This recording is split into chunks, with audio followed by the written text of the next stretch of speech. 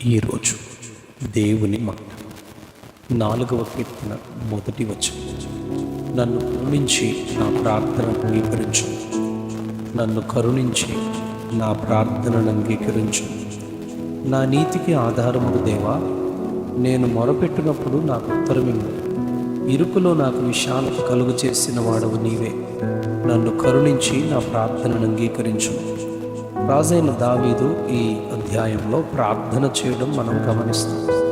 దావీదు రాజై ఉండగా, సర్వం తనకు కలిగి ఉండగా తాను దేవునికి ప్రార్థించడం ఏంటి? తనకు ఏమి లోటని ప్రార్థించాలి అని మనకు ఆలోచనలు వస్తాయి. దీనికి జవాబు ఈ భూమి మీద జన్మించిన ప్రతి మానవుడు దేవునికి ప్రార్థన చేయాల్సిందే. ఎంతో గొప్పవారైనా పేదవారైనా తప్పక దేవునికి ప్రార్థించాల్సిన అవసరం ఉంది. 65వ కీర్తన 2వ వచనంలో ప్రార్థన ఆలకించువాడా అని మన దేవుని గురించి ఎంతో స్పష్టంగా చెప్పబడింది. కనుక ప్రార్థన ఆలకించు అని వద్దకు సర్వశరీరులు వస్తారు అని చెబుతూ 2వ సమూయేలు గ్రంథం 22వ అధ్యాయం 7వ వచనంలో, నేను దేవుని ప్రార్థన చేసి తిని ఆయన తన ఆలయములో ఆలకించిన ప్రార్థనను అంగీకరించను, నా మొర ఆయన చెవిలో చొచ్చెను అని 18వ కీర్తన 6వ వచనంలో కూడా ఈ మాట రాజైన దావీదు చెబుతారు. ఎంత చెట్టుకు అంతే గాలి అన్నట్లు, చెట్టు పెద్దదైతే పెద్దగా గాలి దానిపై వీస్తూ దానికి పడగొట్టే పరిస్థితులు ఏర్పడతాయి. ఒకవేళ చెట్టు చిన్నదైతే దాన్ని వీచే గాలి దానిని ఎట్లయినా వంచి విరగొడుతూ ఉంది.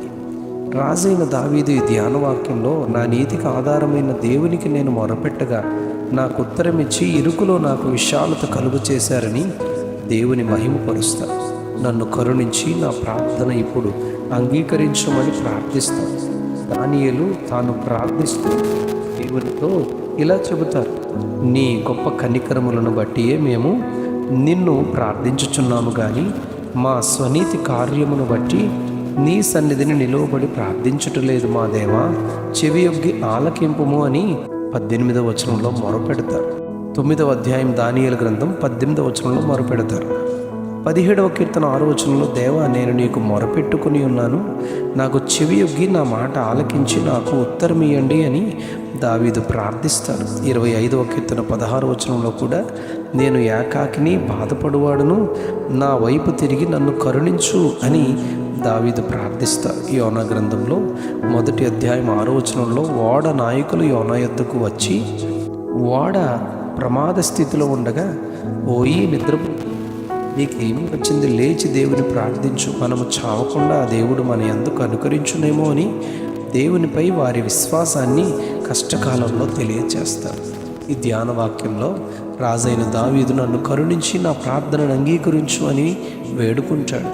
మొదటి దినవృత్తాంతాలు గ్రంథము 4వ అధ్యాయం 10వ వచనంలో, యెబేజు తన దేవుని గూర్చి మొరపెట్టి, నీవు నన్ను నిశ్చయముగా ఆశీర్వదించి నా సరిహద్దును విశాలపరచుమని, నీ చెయ్యి నాకు తోడుగా ఉండ దయచేసి నాకు కీడు రాకుండా దానిలో నుండి నన్ను తప్పించమని ప్రార్థించగా, దేవుడు అతని మనవి చేసిన దానిని దయచేసెను అని చెప్పబడింది. 16వ కీర్తన 4వ వచనం, 116వ కీర్తన 4వ వచనంలో, రాజైన దావీదు మరణ బంధములు, పాతాళ వేదనలు, శ్రమ, దుఃఖము కలిగిన స్థితిలో నేను ఆయనను ప్రేమిస్తూ ఉన్నాను గనుక యెహోవా దయచేసి నా ప్రాణమును విడిపింపుమని యెహోవా నామమును బట్టి మొరపెట్టాను, ఆయన నా మొరను నా విన్నపములను ఆలకించి ఉన్నాడని సాక్ష్యం చెబుతారు. 118వ కీర్తన 25వ వచనంలో, యెహోవా దయచేసి నన్ను రక్షించుము, యెహోవా దయచేసి అభివృద్ధి కలిగించుమని తన అభివృద్ధి కొరకు ప్రార్థిస్తాడు. ప్రార్థన ఆలకించువాడైన మన దేవునికి మనం ఎలాంటి అవసరతలోనైనా, శ్రమలోనైనా, ఆపదలోనైనా, శోధనలోనైనా, కృంగుబాటులోనైనా ఆయనకు దయచేసి కరుణించి ఈ నా ప్రార్థన ఆలకించి అంగీకరించమని మొరపెట్టుకుంటే నిశ్చయముగా ఆయన ప్రార్థనకు జవాబునిస్తారు. అన్న ప్రార్థించినప్పుడు, కుమారునిని కోరుకున్నప్పుడు, అవమానంలో ఎంతో రోధించి సన్నిధిలో విజ్ఞాపన చేసినప్పుడు, దయచేసి అని బతిమాలినప్పుడు కుమారుని ఆయన దయచేశాడు. దావీదు కుమారుడా, యేసు నన్ను కరుణింపుమని కేకలు వేసిన బర్తిమయి అను గుడ్డివానిని ఆయన ఆగి నిలిచి వానికి దృష్టిని ఇయ్యడం మనం మార్కు సువార్త 10వ అధ్యాయం 47వ వచనంలో ధ్యానిస్తాం. 41వ కీర్తన 10వ వచనంలో నన్ను కరుణించి లేవనెత్తు అని దావీదు ప్రార్థిస్తాడు. ఇర్మియా గ్రంథం 31వ అధ్యాయం 9వ వచనంలో వారు ఏడ్చుచూ నా యొద్దకు వస్తారు, నన్ను ప్రార్థిస్తూ ఉండగా నేను వారిని చక్కగా పోవు బాటను నీళ్ల కాలువల యొద్దకు నడిపించుదును అని ఆయన వాగ్దానం చేస్తారు.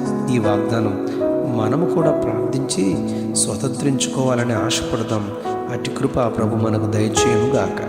Amen, amen, amen. నన్ను కరుణించి నా ప్రార్థనను అంగీకరించు. నన్ను కరుణించి నా ప్రార్థనను అంగీకరించు. ఆమెన్.